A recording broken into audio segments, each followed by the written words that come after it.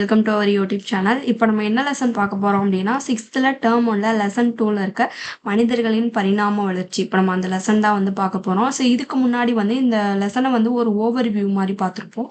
இப்போ வந்து இதோட 1 மார்க்ஸ், அதாவது இன்சைட் அவுட் சைடு எல்லாமே சேர்த்து கவர் பண்ணி இங்கே 1 மார்க்ஸாக வந்து கொடுத்துருக்கேன். வாங்க இப்போ நம்ம லெசனுக்குள்ளே போகலாம்.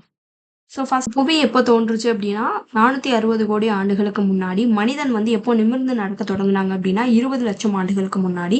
புவியில உள்ள ஒரு குறிப்பிட்ட பிளேஸ்ல இருந்து எப்படி வந்து எத்தனை ஆண்டுகளுக்கு முன்னாடி மக்கள் வந்து பரவ ஆரம்பிச்சாங்க அப்படின்னா 3 லட்சம் ஆண்டுகளுக்கு முன்னாடி.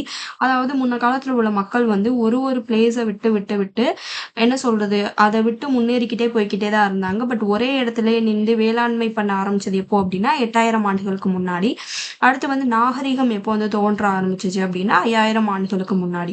நெக்ஸ்ட் மானுடவியல் அப்படின்றது என்ன அப்படின்னா மனிதர்களோட பரிணாம வளர்ச்சியை பத்தி படிக்கிறதா என்ன சொல்றாங்க அப்படின்னா மானுடவியல் அப்படின்னு சொல்றாங்க. பரிணாம வளர்ச்சி அப்படின்றது என்ன, அதாவது முன்னாடி மக்கள் வந்து எப்படிலாம் வாழ்ந்தாங்க, இப்போ வந்து தீயோட பயணம் வந்து அவங்க தெரிஞ்சுக்க ஆரம்பிச்சாங்க, அப்புறம் பானை செஞ்சாங்க.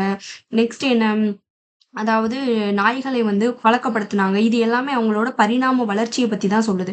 அடுத்த நெக்ஸ்ட் கொஸ்டின் என்ன அப்படின்னா தொல்லியல். தொல்லியல் அப்படின்றது வந்து என்ன சொல்றாங்க, மக்கள் வந்து பயன்படுத்தியிருக்க பொருட்களை பத்தி வந்து படிக்கிறது. அதாவது ஒரு முதுமக்கள் தாழி, பானைகள் இதெல்லாம் எவ்வளோ ஆண்டுகளுக்கு வந்து பழமையானது அப்படின்றத பத்தி படிக்கிறதா என்ன சொல்றாங்க அப்படின்னா தொல்லியல் அப்படின்னு சொல்றாங்க.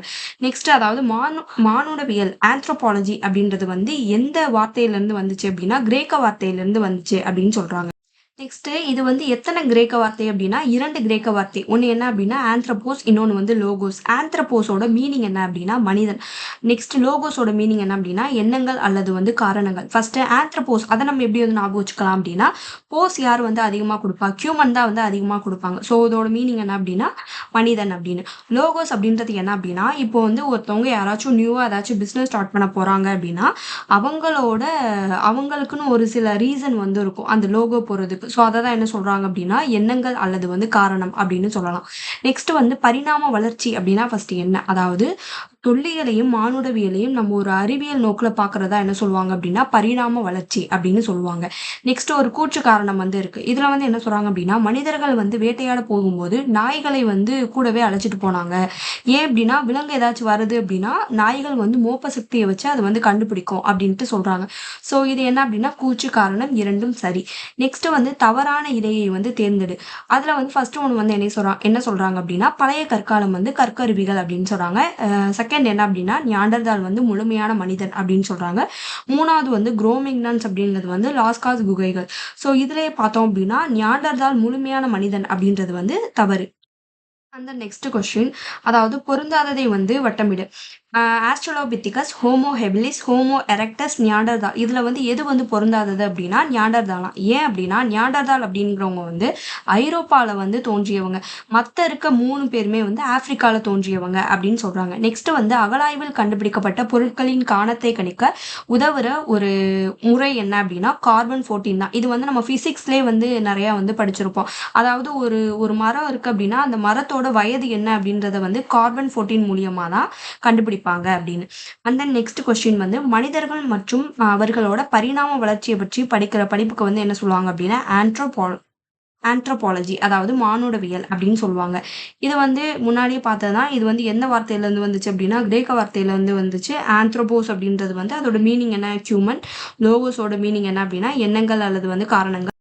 நெக்ஸ்ட் கொஸ்டின், மனிதர்களோட காலடி தடயங்கள் வந்து கிழக்கு ஆப்பிரிக்காவில் உள்ள எந்த பகுதியில் வந்து கண்டெடுக்கப்பட்டிருக்கு அப்படின்னா தான்சானியா அப்படின்ற ஒரு பகுதியில் தான் கண்டெடுக்கப்பட்டிருக்கு. இது வந்து இம்பார்ட்டண்டான ஒரு 1 மார்க்ஸ். நெக்ஸ்ட் வந்து இந்த பகுதியில் கண்டெடுக்கப்பட்ட அந்த காலடி தடயங்களோட வயது எவ்வளோ ஆண்டுகளுக்கு வந்து பழமையானது அப்படின்னா 3.5 மில்லியன் ஆண்டுகள், அதாவது 35 லட்சம் ஆண்டுகள் வந்து பழமையானது அப்படின்னு கண்டுபிடிச்சிருக்காங்க. நெக்ஸ்ட் வந்து குகைகளில் வாழ கற்கொண்ட ஒரு மனித இனம் எது அப்படின்னா குரோமேக்னான்ஸ் தான். இதுவும் இம்பார்ட்டண்டான ஒரு கொஸ்டின். அண்ட் தென் குரோமேக்னான்ஸ் வந்து குகைகளில் தான் வாழ்ந்தாங்க, அதுக்கான சான்று வந்து எங்கே கிடைச்சிருக்கு அப்படின்னா பிரான்ஸில் உள்ள லாஸ்காஸ் அப்படின்ற ஒரு குகையில் வந்து கிடைச்சிருக்கு அப்படின்னு சொல்கிறாங்க.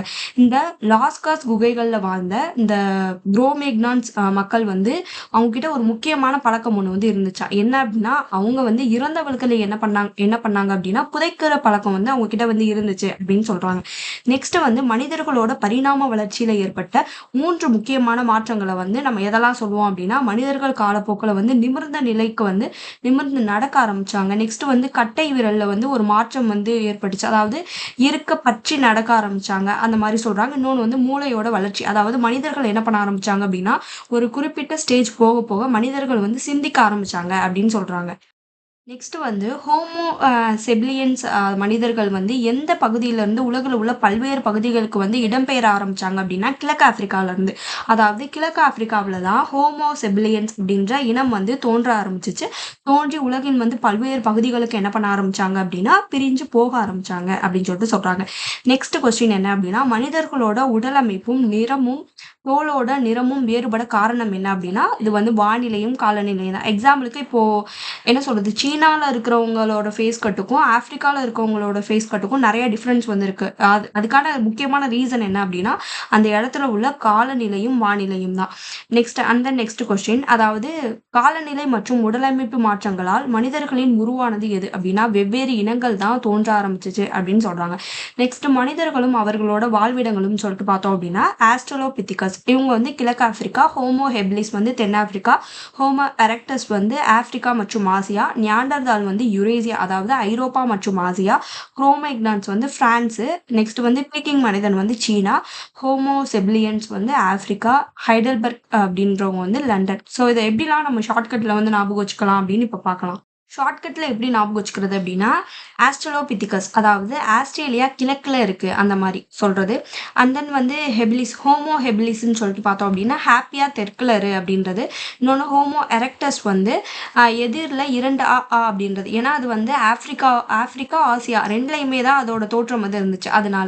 அண்ட் தென் வந்து நியாண்டர்தால் வந்து நியாயமா யுரேசியா போ அப்படின்னு சொல்கிறது. நெக்ஸ்ட் வந்து குரோமேக்னான்ஸ் அப்படின்றது வந்து பிரான்ஸுக்கு வந்து பறந்து போயிருச்சு அப்படிங்கிறது. அண்ட் தென் வந்து பீக்கிங் நூடுல்ஸ் வந்து சீனா சாப்பாடு அப்படின்னு சொல்றது. நெக்ஸ்ட் வந்து ஹோமோ சேபியன்ஸ் அப்படின்றது என்ன அப்படின்னா, அதாவது சேப்பியான அப்படின்னா அறிவான அப்படின்னு ஒரு மீனிங். ஸோ சேப்பியான மனிதன் வந்து ஆப்பிரிக்காவில் தான் பிறந்தான் அப்படின்னு சொல்கிறது. அண்ட் தென் வந்து ஹைடல்பர்க் அப்படின்றது வந்து ஹாய் சொல்லிட்டு லண்டன் போ அப்படின்றது. ஸோ இது வந்து ஒரு ஒரு ஈஸியான ஒரு ஷார்ட்கட் தான். இதை நீங்கள் திருப்பி பார்த்தீங்கனாலே உங்களுக்கு வந்து அது ஞாபகத்தில் இருக்கும். அந்த நெக்ஸ்ட் கொஸ்டின் என்ன அப்படின்னா, தொடக்க கால மனிதர்கள் வந்து குழுவாக எங்கே தங்கி வந்து வாழ்ந்தாங்க அப்படின்னா மரங்கள்லையும் குகைகள்லையும் இந்த மாதிரி இடத்துல தான் அவங்க வந்து வாழ்ந்தாங்க அப்படின்னு சொல்லிட்டு சொல்றாங்க. நெக்ஸ்ட் வந்து தொடக்க கால மனிதர்கள் வந்து ஒவ்வொரு குழுவிலும் வந்து எத்தனை பேர் வந்து இருந்தாங்க அப்படின்னா 30 முதல் 40 பேர்கள் கொண்ட குழுவா தான் வந்து வாழ ஆரம்பிச்சாங்க அப்படின்னு சொல்றாங்க. நெக்ஸ்ட் மனிதர்கள் வந்து வேட்டையாடிய விலங்குகள்லாம் என்னென்னு சொல்லிட்டு பார்த்தோம் அப்படின்னா மானு, காட்டெருமை, காண்டாமிருகம், யானை, கரடி இந்த மாதிரி இருக்க விலங்குகள்லாம் என்ன பண்ண ஆரம்பிச்சாங்க அப்படின்னா மனிதர்கள் வந்து வேட்டையாட ஆரம்பிச்சாங்க. நெக்ஸ்ட் வந்து மனிதர்கள் வந்து வேட்டையாடுறத மட்டுமே அவங்க வந்து தொழிலா வந்து பண்ணல. ஏன்னா அவங்க அதை தவிர வந்து மீன் பிடிக்கிறது, தேன் எடுக்கிறது, பழம் பறிக்கிறது, கிழங்குகளை வந்து சாப்பிட்றது, ஸோ இந்த மாதிரி விஷயங்கள் எல்லாமே வந்து அவங்க வந்து உணவை வந்து சேகரிச்சாங்க அப்படின்னு சொல்றாங்க. நெக்ஸ்ட் வந்து மனிதர்கள் வந்து விலங்குகளோட இறைச்சியை வந்து சாப்பிட்டாங்க அப்படின்னு சொல்றாங்க. அண்ட் தென் வந்து ஆதி காலத்து மனிதர்கள் வந்து ரொம்ப குளிரா இருக்கும்போது அவங்க வந்து எதை கொண்டு அவங்க வந்து போர்த்திக்கிட்டாங்க அப்படின்னா விலங்குகளோட தோல், மரப்பட்டை, இலைகள் இதெல்லாம் வச்சு வந்து போர்த்திக்கிட்டாங்க அப்படின்னு சொல்லிட்டு சொல்றாங்க. அண்ட் தென் வந்து ஆதி மனிதர்களோட முதன்மையான தொழிலா வந்து எதை சொல்றாங்க அப்படின்னா வேட்டையாடுறது வந்து சொல்றாங்க.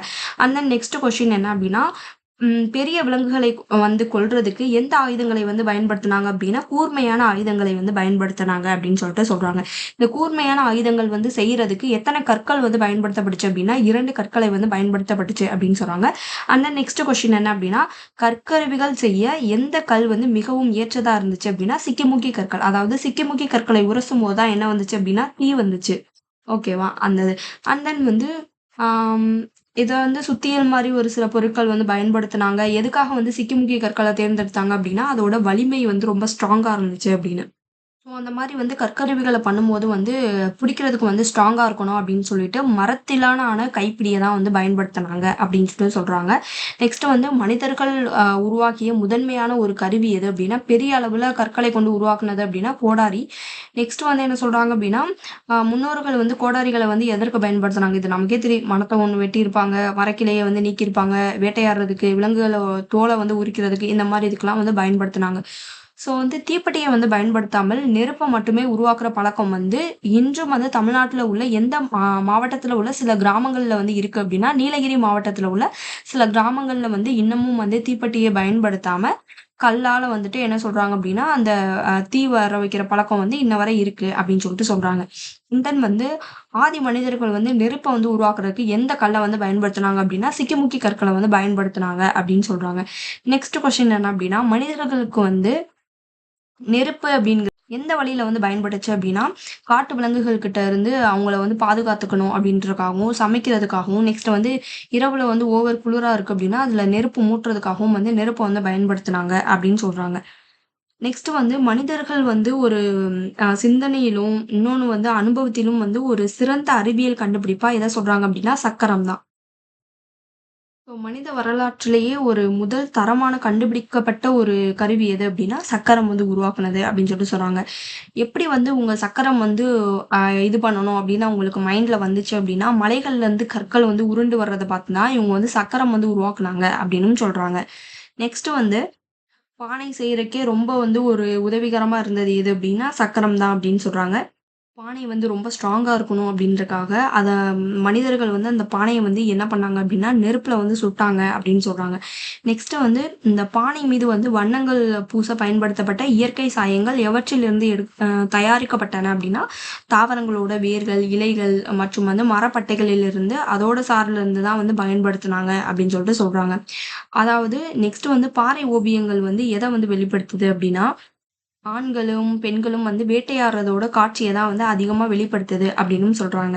நெக்ஸ்ட் வந்து வரலாற்றுக்கு முந்தைய காலத்தில் மனிதர்கள் எங்கு வந்து வசித்தார்கள் அப்படின்னா, குகைகள்ல வந்து வசித்தாங்க. நெக்ஸ்ட் குகை ஓவியங்கள் அப்படின்றது வந்து பெரும்பாலும் எதன் ஓவியங்களா வந்து வகைப்பட்டு இருந்துச்சு அப்படின்னா, விலங்குகளின் ஓவியங்கள் தான் அதுல வந்து அதிகமா இருந்துச்சு அப்படின்னு சொல்றாங்க.